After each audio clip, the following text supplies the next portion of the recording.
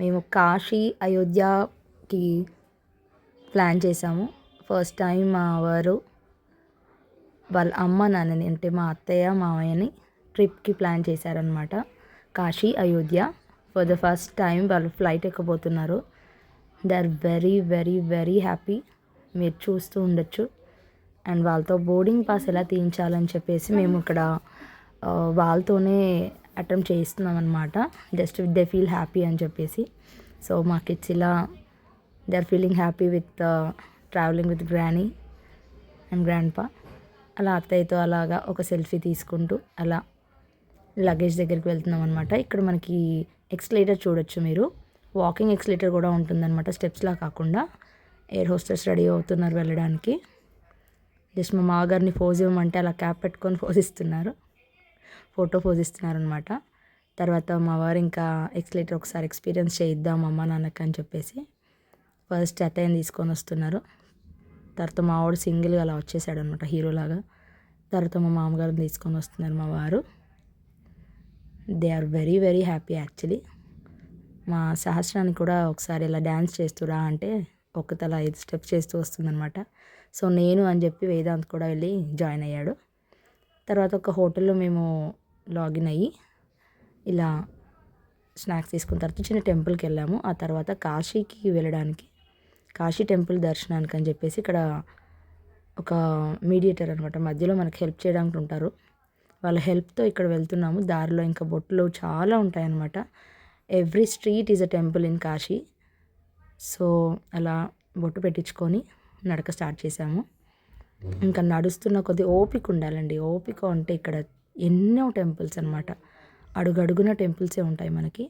ఇలా పూర్తిగా నడుస్తూ నడుస్తూ అలా ఎక్స్పీరియన్స్ అవుతూ చాలా బ్లెస్డ్గా ఫీల్ అవుతూ ఈ స్ట్రీట్స్ అన్నీ కూడా ఇలా వెళ్ళే వాళ్ళు ఇక్కడ మనకి వీలున్నంత వరకు, ఓపిక ఉన్నంత వరకు నడక వెళ్తేనే, మనకి నడుచుకుంటూ వెళ్తేనే బ్లెస్డ్గా ఫీల్ అవ్వచ్చండి. అలా కాదు, ఇంకా పెద్దవారు ఉంటారు కదండి, వాళ్ళకి మనం ఇలా వీల్ చైర్స్లో కూడా ఇందాక చూపించినట్టు వీడియోలో అలా వెళ్ళొచ్చు. ఇక్కడ జస్ట్ ఫోటోస్ తీసుకుంటున్నాం అనమాట బయట. మళ్ళీ ఫోన్లో అనౌల్ ఉండి చెప్పేసి సబ్మిట్ చేసేది ఉంటుందన్నమాట ఫోన్. సో అక్కడ సబ్మిట్ చేసే దారిలో వెళ్తున్నాం అనమాట. ఇప్పుడు అక్కడ రైట్ సైడ్ లెఫ్ట్ సైడ్లో ఇక్కడ ఫోన్ సబ్మిట్ చేయడానికి స్లాట్స్ ఉంటాయన్నమాట. అక్కడ సబ్మిట్ చేసిన తర్వాత దర్శనానికి వెళ్ళిపోయామన్నమాట. మేము దర్శనం ఫినిష్ అయిపోయింది. ఇక్కడ మీరు చూస్తున్నారు గోల్డెన్ టెంపుల్ అనమాట, గోల్డెన్ శిఖరంలో ఉంది కదండి, ఇది కాశీ మెయిన్ టెంపుల్ అనమాట. దాని తర్వాత ఈ సరౌండింగ్స్లో ఇదంతా కూడా చాలా అద్భుతమైన ఫోటోషూట్ ఏరియా అనమాట. చాలా చాలా చాలా పెద్ద ఏరియాలో ఉంటుంది ఇక్కడ. ఆ తర్వాత మళ్ళీ మేము ఒక చిన్న ఆటో లాగా తీసుకొని తను మాకు గైడ్ చేస్తున్నాడు. గైడ్ హెల్ప్తో ఇక్కడ మేము ఆటోలో ఆపోజిట్ డైరెక్షన్లో కూర్చున్నాం అనమాట. మా మామయ్య, మా వారు, మా బాబు ఇక్కడ కూర్చున్నాడు. ఇక్కడ నేను, మా అత్తయ్య, శాస్త్ర. తర్వాత ఇక్కడ బనారస్ యూనివర్సిటీలో బిర్లా టెంపుల్ లాగా అనమాట ఇది. సో అది విజిట్ చేసాము మేము. ఆఫ్టర్ దాట్ తులసీదాస్ ఆశ్రమం అనమాట, నెక్స్ట్ ఇది విజిట్ చేసాము మేము. ఇక్కడ హారతి టైంకి మేము వెళ్ళాము. కాసేపు వెయిట్ చేసిన తర్వాత హారతి అనేది రెడీగా ఉన్నారనమాట జనాలు. సో ఆఫ్టర్ దాట్ దర్శనం అయిపోయింది మాకు ఇక్కడ ఇలాగా, రాముల వారి దర్శనం. ఇక్కడ చాలా బుక్స్ ఉన్నాయండి, ఒక మినీ లైబ్రరీ అనుకోవచ్చు.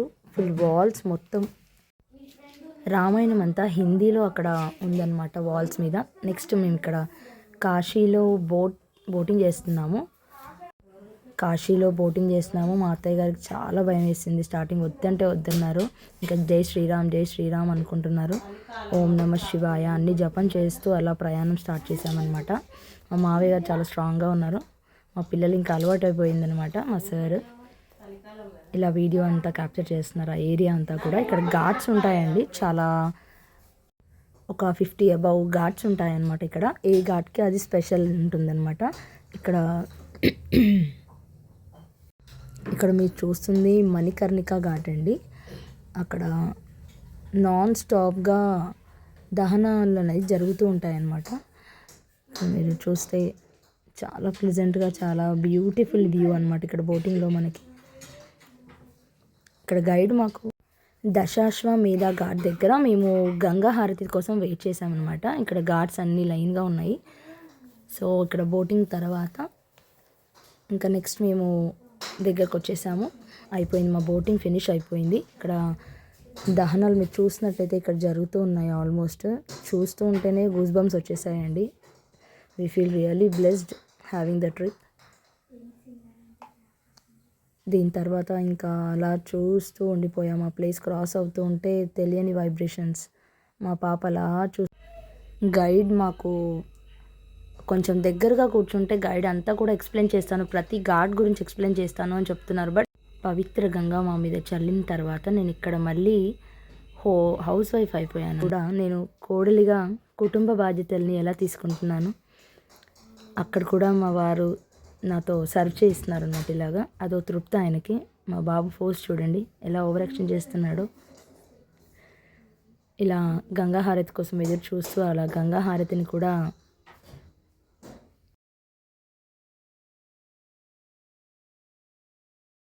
గంగా హారతి కోసం ఎదురు చూస్తూ గంగలో దీపాలు కూడా మేము కార్తీక మాసం స్పెషల్గా వెళ్ళామన్నమాట. సో గంగలో దీపం కూడా కార్తీక దీపం తర్వాత పవిత్రమైన గంగాలో కార్తీక దీపాలు అనేవి వెలిగించడం జరిగిన తర్వాత మాకు ఇక్కడ హారతి టైం అయిపోయింది. కన్నుల నిండుగా హారతి ఎంజాయ్ చేసిన తర్వాత ఇక రిసార్ట్లోకి వచ్చి మేము కొంచెం ఎంజాయ్ చేస్తూ తర్వాత ఇక్కడ చంద్రశేఖర్ ఆజాద్ పార్క్లో ఉన్న తర్వాత హారతి కంప్లీట్ అయిన నెక్స్ట్ డే పిండ ప్రధాన కార్యక్రమాలన్నీ పూర్తి చేసుకున్నామండి. తర్వాత ఇక్కడ మా పిల్లల కోసం ఫస్ట్ టైం క్యామిల్ రైడ్ కలిసి క్యామిల్ రైడ్ ట్రై చేసాము. ఇంకా ప్లేస్ ఉంది కదా అని నన్ను కూడా ఎక్కించేశారు. చాలా స్కేర్డ్గా ఫీల్ అయ్యాను అనమాట. మొట్టమొదటిసారిగా నైమిషారణ్యులని సత్యనారాయణ స్వామి కథ అనేది చేయించుకున్నాం అనమాట అక్కడ స్వామితో.